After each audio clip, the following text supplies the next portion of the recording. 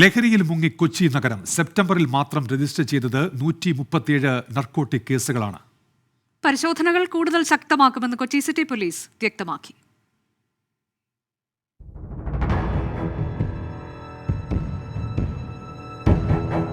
Hydro കഞ്ചാവ് മുതൽ synthetic drug വരെ അടക്കി വാഴുകയാണ് കൊച്ചി നഗരം. ഈ ലഹരി മാഫിയക്ക് തടയിടാൻ ആർക്ക് സാധിക്കുമെന്നതാണ് പ്രധാനപ്പെട്ട ചോദ്യം. 83 ഗ്രാം MDMA, കിലോ കണക്കിന് കഞ്ചാവ്, സിന്തറ്റിക് ടാബ്ലറ്റുകൾ അങ്ങനെ നീളുന്നു കഴിഞ്ഞ മാസം കൊച്ചി നഗരത്തിൽ പിടികൂടിയ ലഹരിയുടെ കണക്ക്. 137 കേസുകളിലായി 153 പേരെ അറസ്റ്റ് ചെയ്തു. അപ്പോഴും ലഹരിയുടെ ഒഴുക്കിന് കുറവില്ല.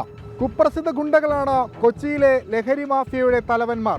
എന്തുകൊണ്ട് ഇവരെ പിടികൂടുന്നില്ല എന്ന ചോദ്യത്തിന് ഉത്തരം പറയേണ്ടവർ മൗനം പാലിക്കുകയാണ്. കോളേജ് വിദ്യാർത്ഥികൾ, സിനിമാക്കാർ, IT പ്രൊഫഷണൽസ് എന്നിവരെ ലക്ഷ്യമിട്ടാണ് കൊച്ചിയിലെ ലഹരി സംഘങ്ങൾ പ്രവർത്തിക്കുന്നത്. പ്രത്യേക പരിശോധനകൾ പോലീസും എക്സൈസും കൂടുതൽ ശക്തമാക്കിയിട്ടുണ്ട്.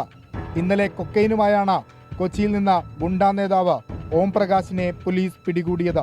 വിഷ്ണു സുരേഷ്, 24, കൊച്ചി.